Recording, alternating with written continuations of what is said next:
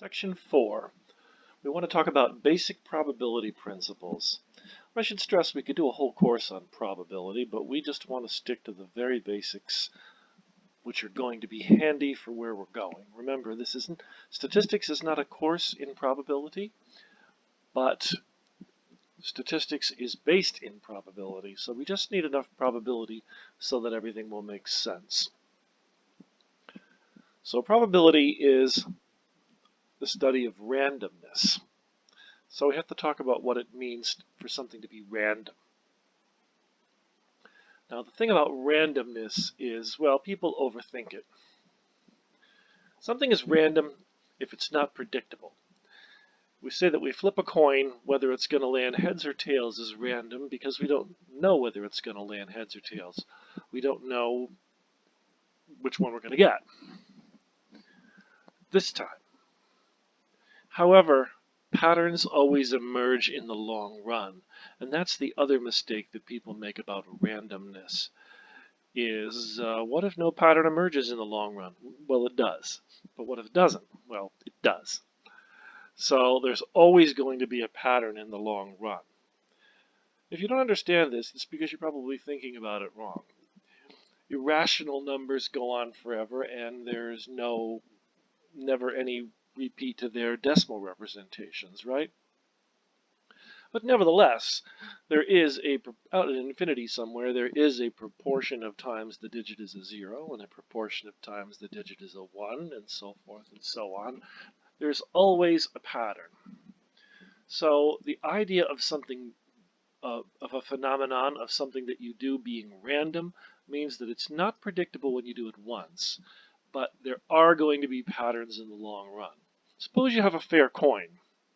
You don't know whether it's going to land heads or tails this time, but you know that in the long run it's going to land heads half the time. How do we know that? Well, that's what a fair coin is. Now, in the long run is a loaded phrase, and we'll talk about it a bit later. And a lot of statistics books and probability resources will get this wrong, but we'll be very careful about the way we say it here. What if a coin is not fair? Well, let's tackle it from the other angle. Suppose you flip a coin, and in the long run it doesn't land heads half the time. Well, then it's an unfair coin. So maybe a particular coin lands heads 60% of the time in the long run. In other words, it's loaded in favor of heads. Or maybe a coin lands heads 30% of the time in the long run. Now again, how we know that is another question, and we'll talk about it later, but for the sake of argument, suppose that a coin lands heads 30% of the time in the long run. Well, then that coin is not fair. It's loaded against heads. So take a coin that you know nothing about, fair or otherwise.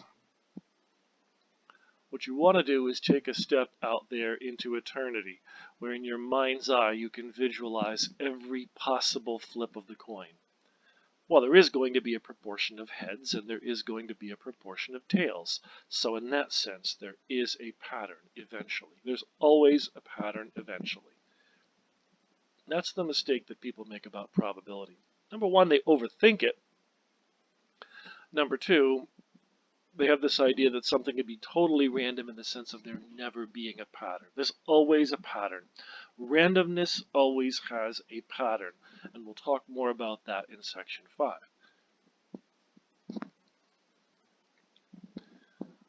Now, the other mistake that people make about randomness is, as I said, they overthink it. There is no such thing as objective probability. Probability, by definition, is the study of uncertainty. So we could get very sophisticated about this if you've seen this kind of thing in the past and talk about conditional probability and so forth. But the bottom line is all probability is conditional probability.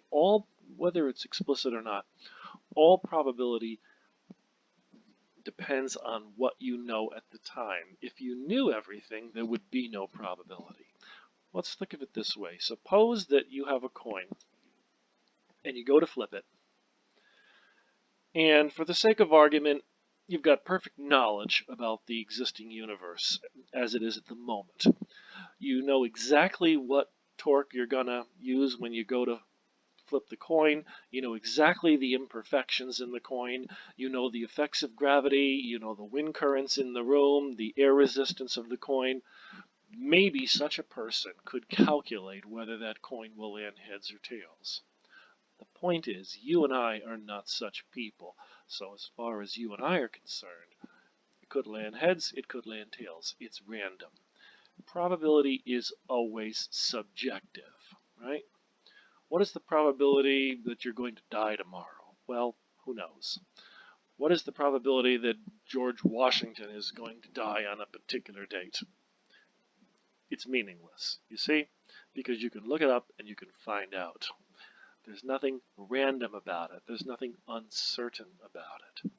So the probability of something very much depends on what you know at the time. Do you know that it's a fair coin? Do you know that it's an unfair coin? Did someone tell you that the die you just rolled landed at an even number? Well, that changes the rules, and so forth and so on. So all probability depends on what you know. All probability is subjective because it's the study of uncertainty.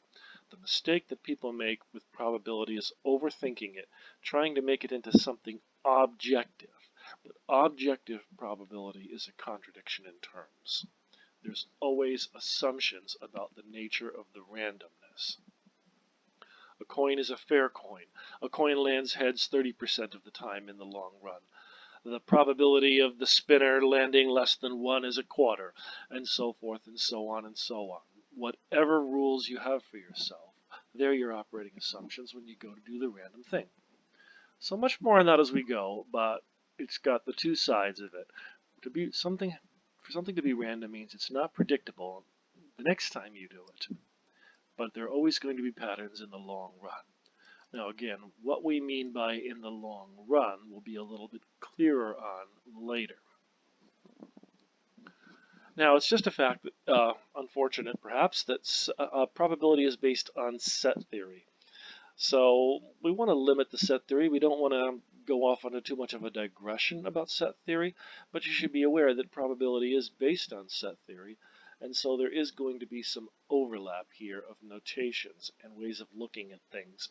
You see, the problem with probability is that you can approach it from one of two perspectives. You can talk about the probability of things happening, and it's a little bit hard to make intellectually rigorous, mathematical. On the other hand, you can build up a beautiful theory of probability with perfect mathematics, all based on set theory, and it's a little bit hard to tie back to the real world. So this is the problem with probability, is overcoming that gap between, on the one hand, things that can happen, and on the other hand, this elegant world of perfect mathematics. So how we bridge that gap we'll see a bit later, but it does mean that there are some duplications of terminology as we go. Sometimes there are happenstance ways of putting things. Sometimes there are set theory ways of putting things. And as always, whenever there's different names for the same thing, I'll give you the various names that we have. Because as I said in the early part of the course, books like to use different names for things. So probability is based on set theory. So in order to talk about any of this, we've got to start with the sample space. The sample space of a random phenomenon is the set of all possible outcomes.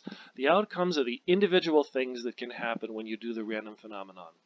Whenever you do whatever the random thing is, by definition, exactly one of the outcomes occurs. Here it is. By definition, exactly one outcome, no more, no less, will occur when you do the random phenomenon.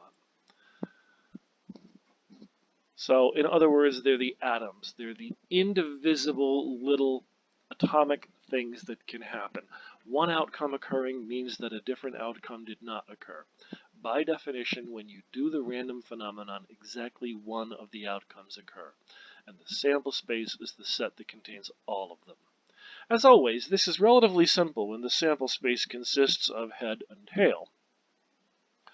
But think of our infinitely sharp spinner example. When the sample space consists of an infinite number of dots between 0 and 4, that's when life gets more complicated.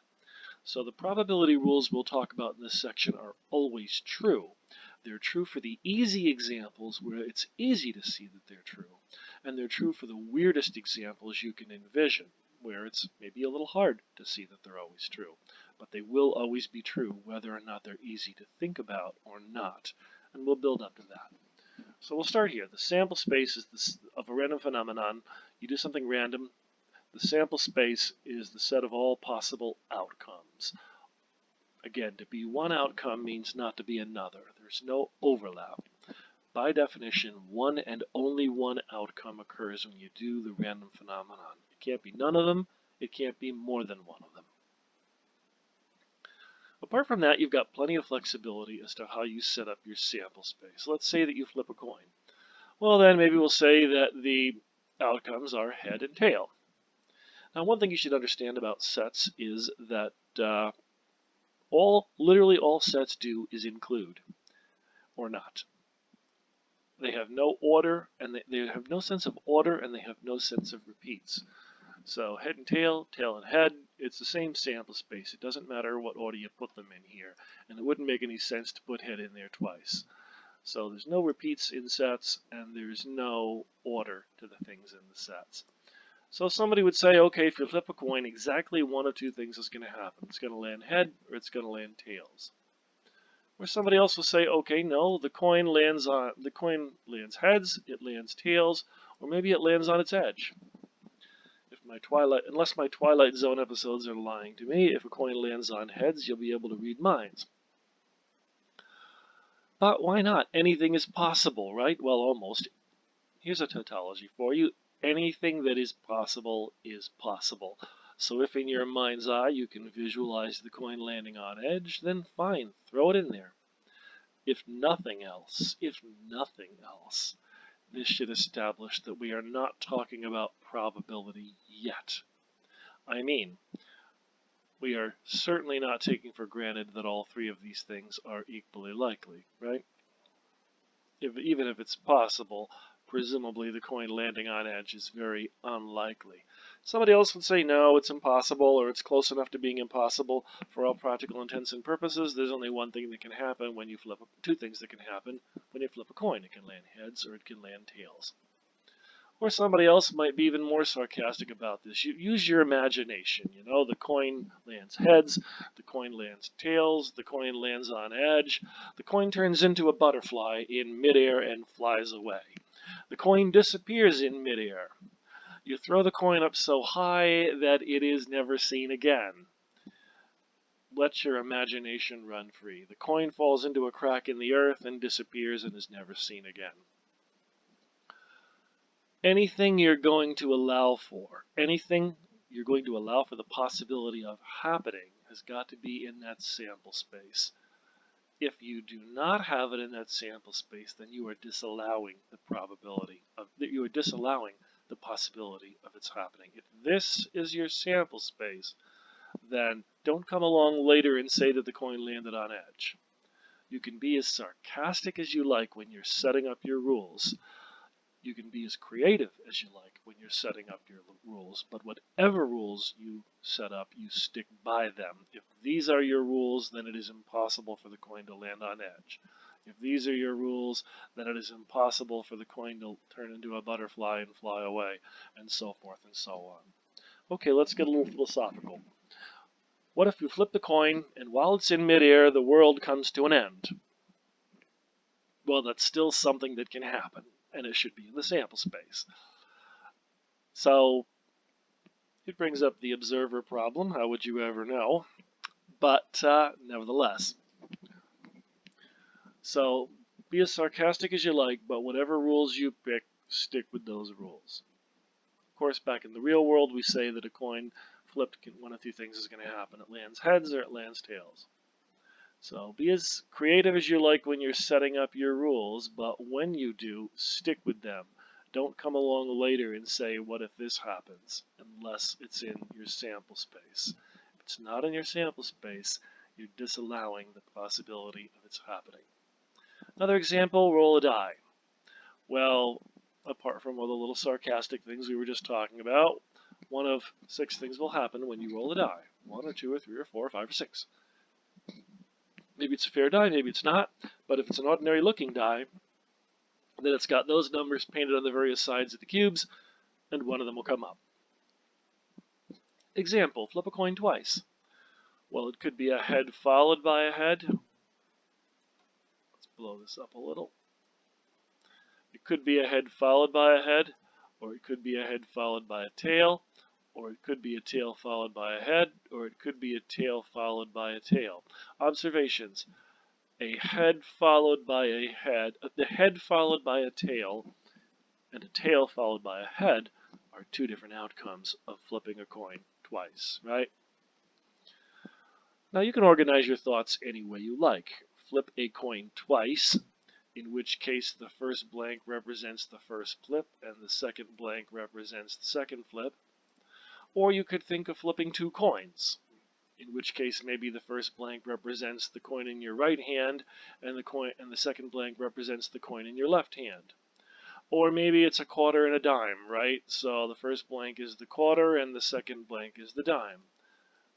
That being the case, the quarter landing head and the dime landing tail is not the same outcome as the other way around, right?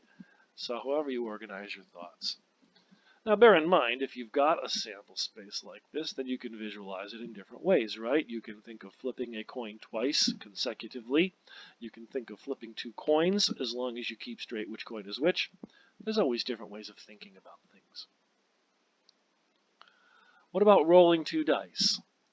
Well, 90 ordinary looking dice. We're not talking about probability yet, but cubes with the 1, 2, 3, 4, 5, 6 on each side. What if you roll two dice? Well then, 99 times out of 100 that you roll two dice, you're interested in what they add up to, right? So if that's the case, then they can add up to 1 plus 1, or 6 plus 6, or any whole number in between. So 11 possibilities. 2 or 3 or 4 or 5 or 6 or 7 or 8 or 9 or 10 or 11. And if all you care about is what the dice add up to, then that sample space is good enough. On the other hand, let's say that you're going to ask questions like, what's the probability that the first roll is even and the second roll is at least 3? Well, then that kind of sample space is not going to do it for you. You're going to want something a little bit more sophisticated. So you can set up your rules any way you like, but again, whatever rules you set up, stick with them. Unless you're clear on what the sample space is, none of what we're going to do next is going to make any sense when we talk about an event. So for instance, let's say we'll go across here. So let's say that this is a 1 followed by a 1 followed by a 2, a 1 followed by a 3, a 1 followed by a 4, a 1 followed by a 5, or a 1 followed by a 6. If you roll a die twice consecutively. Or maybe it's red die, blue die, or die in right hand, comma, die in left hand. However you want to organize your thoughts. But, let's say we do it chronologically. So a 1 followed by a 2 is not the same outcome, for instance, as a 2 followed by a 1. Now, of course, theoretically, I should put commas between the things in the set here, but it'll look horrible if I do, right? 36 possible outcomes. This is one outcome. This is another outcome. A 1 followed by a 4 is another outcome, and so forth and so on and so on. And then you can just circle whatever ones you need to circle or highlight or whatever, right? So for instance, if you're talking about the first die, the first roll being odd, then you're talking about these outcomes and these outcomes across here and these outcomes. Roll 1, roll 3, and roll 5, right? Or maybe you want to talk about the probability that the first roll is a 1 and the second roll is even. This one, and this one, and so forth and so on and so on. Now let's be careful about this. If this is my sample space, then getting a 3 is one of the 11 outcomes. if this is my sample space, then getting a sum of 3 is 2 outcomes, right? Getting a sum of 3, if these are the rules, is not an outcome, it's 2 outcomes, and so forth and so on. You can go diagonally here. So for instance, if you want a sum of 4, then it's 1 comma 3, or 2 comma 2, or 3 comma 1. Peeking out here at 7, right? It can be 1 followed by a 6, or a 2 followed by a 5, or a 3 followed by a 4, or a 4 followed by a 3. I'm sure I'm saying that wrong. 1 followed by 6, 2 comma 5, 3 comma 4, 4 comma 3, and so on. One more time. 1 comma 6, 2 comma 5, 3 comma 4, 4 comma 3, 5 comma 2, 6 comma 1. Anyway, down the diagonal, right? Sorry, I'm doing exactly what I told you not to do, which is mixing up the first blank and the second blank, but you get the idea. So, and then again, there's only 2 ways you can get an 11, right? It can be a 5 followed by a 6, or a 6 followed by a 5. I'm doing this kind of backwards. The first row is the column. So, you want to be very careful. Again, getting a sum of 11, if these are the rules, is an outcome. Getting a sum of 11, if these are the rules, is a set with 2 outcomes. 5 comma 6, 6 comma 5, right? 5 followed by a 6, or a 6 followed by a 5. So unless you understand that you have to be clear on the rules you set up for yourself, then the idea of an event, which we'll talk about next, is not going to make any sense. We want to be very clear on the difference between an outcome and a set of outcomes. So more on that in a minute. By definition, exactly one outcome in the sample space occurs, no more, no less. So you can't get something that isn't in the sample space if you do the random thing once, then you can't get something that isn't in the sample space, and the thing you get has got to be in the sample space, and it can't be more than one of them, right? Take the simple example. If the die lands 2, then it didn't land 5, right? And it's whatever it lands has got to be exactly one of these things. No more, no less. Now, as we've already talked about, the probability of something happening is the proportion of times it would occur in a very long series or sequence of repetitions. So the probability of something happening is the proportion of times it would happen if you did it over and over and over and over for a very long time. In other words, it's the long-term relative frequency. Now this is vague, and it has to be vague because very long number of repeats is, of course, very vague. Oh, and by the way, do not get too philosophical about what we mean by repeating under identical conditions. That is how people fake themselves out. As far as you and I are concerned, any flip of the coin that we're about to do is philosophically interchangeable with any other flip of the coin that we're about to do. Any roll of the die that we're about to do is philosophically interchangeable with any other roll of the die that you're about to do. Don't get clever about what it means to repeat under identical conditions. It's like symmetry that we talked about in the previous section. It's a know it when you see it thing, right? So don't try to overthink what it means to repeat something under identical conditions. Don't get too philosophical about it. If the conditions were perfectly identical, you would get the same result. Don't get too deterministic about it. The random phenomenon, instance 1, instance 2, instance 3, are exactly the same as far as you and I are concerned, except for what actually occurs, okay? Now, again, don't get too sarcastic about it. If you flip the coin long enough, you're going to erode the surface of the coin and change the rules and all that. No, don't get clever about it, is what I'm saying. We know what it means, more or less. for the purposes of discussion, we know what it means to be able to repeat something where we don't know what's going to happen, and to repeat it under, quote, seemingly identical conditions, right? So if you repeat something under, quote, identical conditions, the probability of it happening is the proportion of times it would occur in a very long sequence or series of repetitions.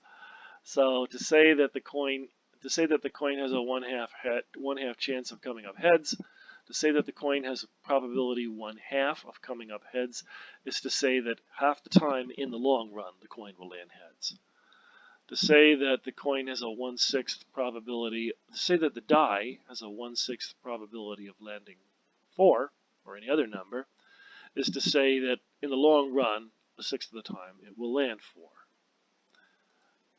Now, here's one that's a little bit less obvious. Maybe you're capable of seeing, maybe you're not. Oh, by the way, what is the difference between this example 1, 2, and 3, versus example 4? Under ideal conditions, that is to say for a fair coin, for a fair die, these are two equally likely outcomes, right? These, not so much. But for a fair coin, these are two equally likely outcomes. For a fair die, these are 6 equally likely outcomes. Maybe you're capable of seeing, maybe you're not, but it'll fall out of what we do later that for two fair coins, these are 4 equally likely outcomes. It's just an argument from symmetry. If they're fair coins, there's nothing you can say about a head that you can't say about a tail. However, for two fair dice, what do they add up to?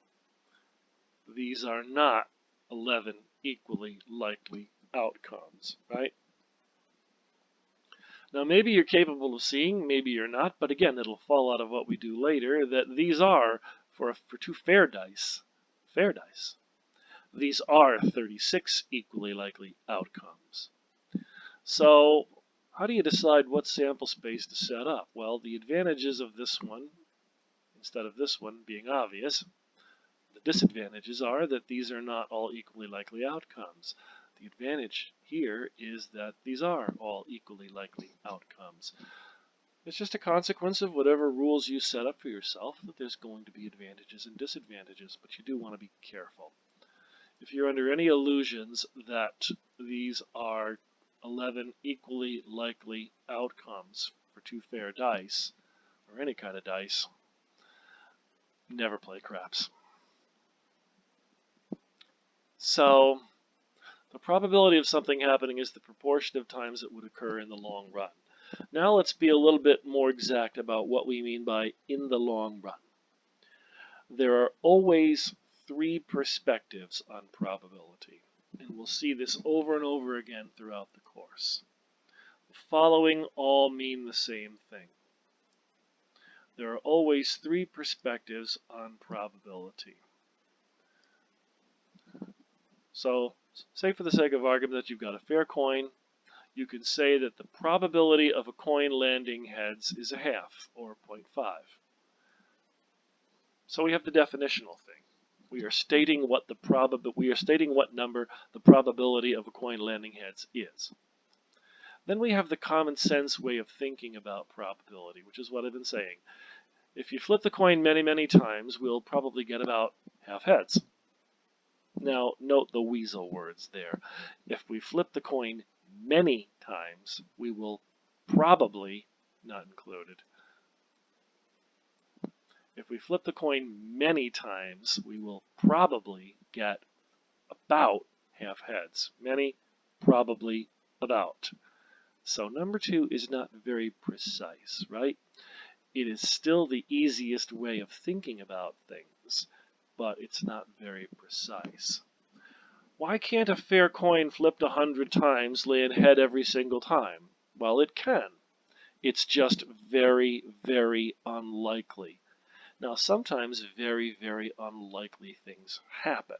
It's just the nature of the beast. And by the way, probability being very subjective, you want to be very careful when you say that things are very, very unlikely. I'll give you an example. John Adams and Thomas Jefferson both died on the same day.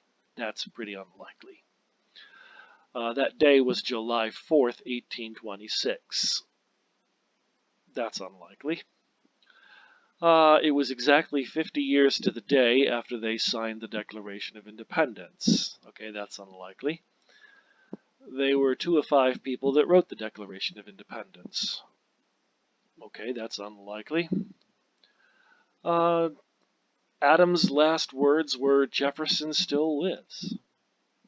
He was wrong, by the way. Jefferson had died a few hours earlier. John Quincy Adams, Adams' son, was president at the time. Add it all up and you've got something that's pretty unlikely. On the other hand, I specifically looked for this anecdote to tell people. In this internet age, there are going to be highly unlikely things. Or let me put it this way, as George Carlin once said, somewhere in the world is the worst doctor, and someone has an appointment to see him tomorrow. You see, probability is very subjective. On the one hand, if the person you're looking at happens to be the worst doctor in the world, that's pretty unlikely. On the other hand, there's going to be a worse doctor in the world. That's not remotely unlikely.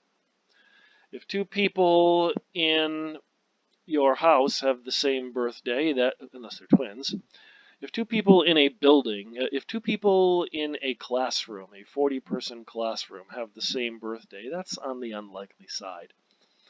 But if 2 people in the university have the same birthday, that's a little bit on the inevitable side, right? So it's all about the context. I'll give you another example.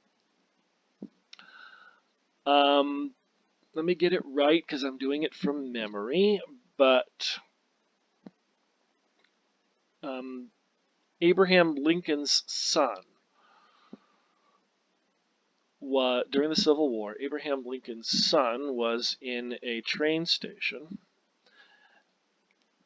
and he got too close to the edge of the platform so that when the train was coming, the crowd behind him pushed him and he fell, or started to fall, I don't remember. He either fell or started to fall onto the train tracks just as the train was coming. A man reached out, grabbed him, and saved his life. That man was Edwin Booth, the brother of John Wilkes Booth. And you should probably know the significance of that name in relation to Lincoln. So that's a little bit weird. That's a little bit unlikely. But again, I picked that anecdote to tell you, so there's nothing particularly unlikely about it from that point of view. There are always going to be weird things if you look hard enough. To turn around and then claim that they are weird is to abuse the logic of probability. Right? It's like our spinner example, right? The spinner is going to land somewhere. So, okay, it landed on a number. To then say that it is highly unlikely that it will land on that number is an abuse of probability, right? In the beginning, there was probability 0 it would land on that particular number, but it's going to land somewhere, right? Take a simpler example. Take a roulette wheel with 38 slots. What is the probability it's going to land on any particular slot? Well, pretty slim. But it's going to land somewhere. And then to turn around and claim after the fact that it was highly unlikely that it would land on that particular slot is kind of an abuse of probability, right? Because it was going to land somewhere. That was inevitable. So, as always, probability is subjective. It's about where you stand in relation to the thing happening. And you always want to remember that. So, with all that in mind, anything might happen. If something is random, then you don't know what's going to happen when you do it once. And if you repeat a random thing, you have 2 random things. And if you repeat a random thing 10 times, you have 10 random things. Guess what? 10 Random things is still a random thing. A million random things is still a random thing. You don't know what's going to happen when you flip the coin 10 times. You don't know what's going to happen when you flip the unless there's a head on both sides, that would be silly, but otherwise you don't know what's going to happen when you flip the coin 100 times. You don't know what's going to happen when you flip the coin a million times. Anything might happen. There is no reason in the world a fair coin couldn't land heads 100 times, a million times in a row. It's just highly unlikely. This, by the way, was the whole plot of Rosencrantz and Guildenstern Are Dead by Tom Stoppard. It was a parody of the Shakespearean worldview that when the mighty break their social contract or some such, weird things happen in nature, lightning, thunderstorms, trees moving, all that kind of thing. But when people like Rosencrantz and Guildenstern are about to die, a fair coin lands heads 80 times in a row. Tom Stoppard in Rosencrantz and Guildenstern Are Dead refers to it as a spectacular vindication of the principle that any particular coin is as likely to come up heads as tails, and therefore should cause no particular surprise each individual time it in fact does. So, have fun with that. Anything might happen when you do something random. Anything might happen when you do something random a million times. It's just, well, less random. The probabilities involved are a little bit more predictable, but predictable, not definite. So we're still always playing the odds. In other words, you can't really say what you mean by a very long series of repetitions, right? A fair coin could land heads 100 times in a row. It's just highly unlikely. A fair coin could land heads a million times in a row. It's just cosmically unlikely. So small your calculator can't do it. But anything might happen. So although 2 is the best way of thinking about it, it is of necessity the vaguest. Nobody can tell you what the long term is. Nobody can tell you how many times is enough. If you flip a coin a million times and if you have a fair coin and you flip it a million times, I will be very surprised if you get anything other than about half heads and half tails. In fact, to give you a sneak peek of where we're going with the rest of the course, if I flip a fair coin a million times and get anything significantly different from half heads and half tails, I will seriously reconsider my idea that the coin was fair. It's called hypothesis testing, and we'll talk about it later, but it's just common sense, right? On the other hand, if you flip the coin a million times and get 5 0 0 0 0 0 heads and exactly that many tails, I would also be very, very surprised. It's too on the nose. Too many things cover about half of a million. So you see, you can never say exactly what's going to happen. So, yes, the best way to think about probability is number 2, the proportion of times it would occur in a very long number of repeats. But nobody can tell you exactly how long is a very long number of repeats. The longer you let it go on, the less likely anything else is to happen. If you have a fair coin, then the longer you go on, the more you flip it, the less likely you are to get anything other than half heads and half tails. But guess what? If we flip the coin many, many times, we will probably get about 50% heads. Probably is not the kind of word we want to be using in a definition of probability. That's why I left it off. We're spinning our wheels, right? When you're trying to understand what probability is, there's no point saying this will probably happen. You're just running in place. So we go to point number 3. The proportion of, to recap, because we have digressed a bit, perspective number 1, the probability of a coin landing heads next time is a half. Perspective number 2, if we flip the coin many times, we'll probably get about half heads. True, but vague. Perspective number 3, 1/2 of all possible flips of the coin will be heads. Now that is technically accurate. A fair coin means a coin where 1/2 of all possible flips would land heads. A fair die means that 1/6 of the time, 1/6 of all possible rolls will be 1, and so on and so on and so on.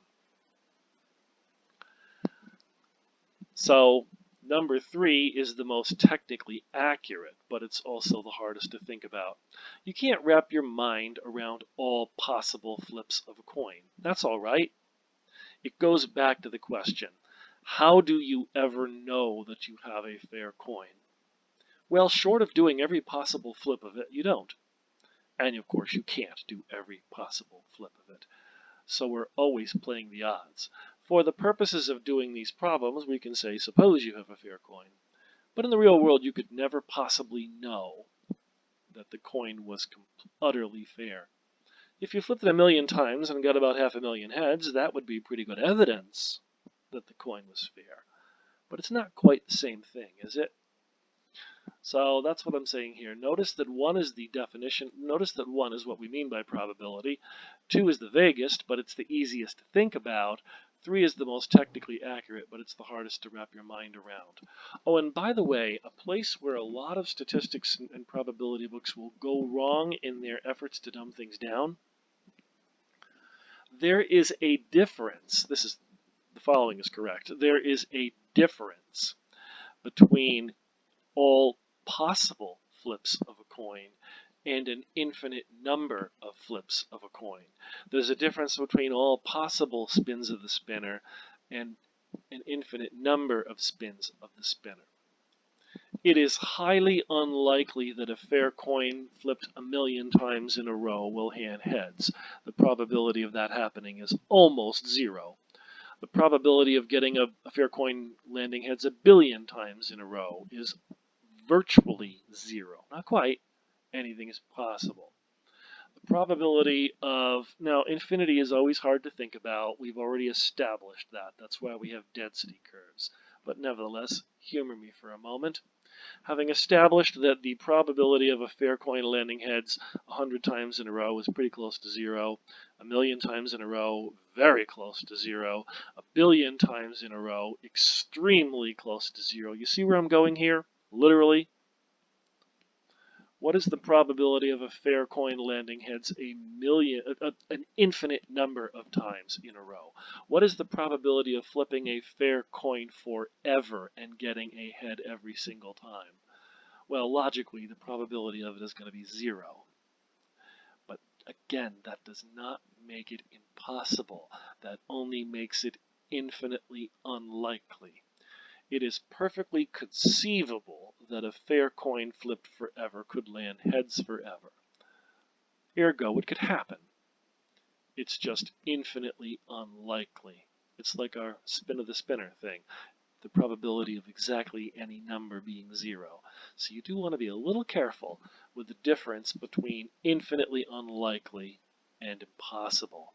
Now again, these kind of things, these hair distinctions, only come up when you've got an infinite number of things in your sample space. It's a consequence of dealing with infinity.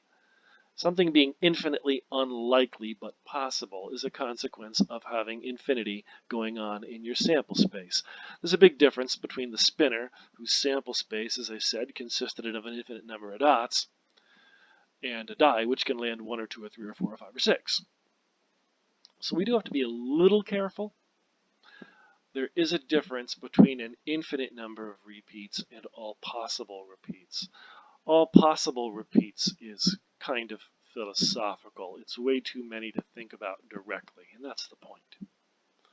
An infinite number of repeats is something that you could almost think about.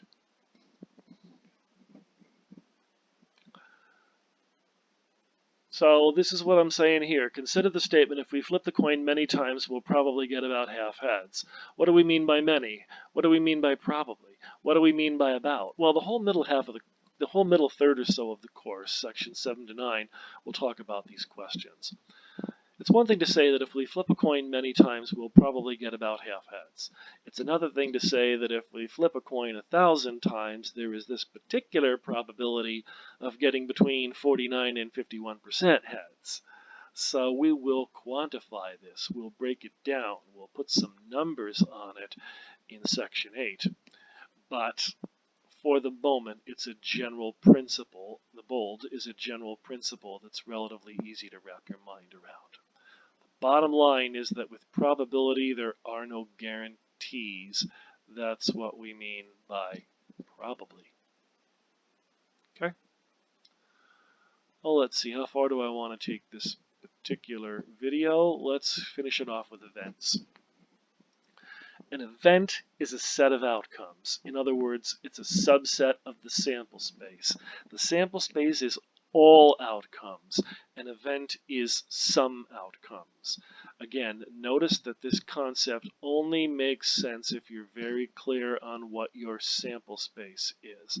So let's take the fair die, or maybe it's not even fair. We don't really talk about probability yet. But let's take the ordinary looking die, 1 or 2 or 3 or 4 or 5 or 6, and parse this. So examples of events.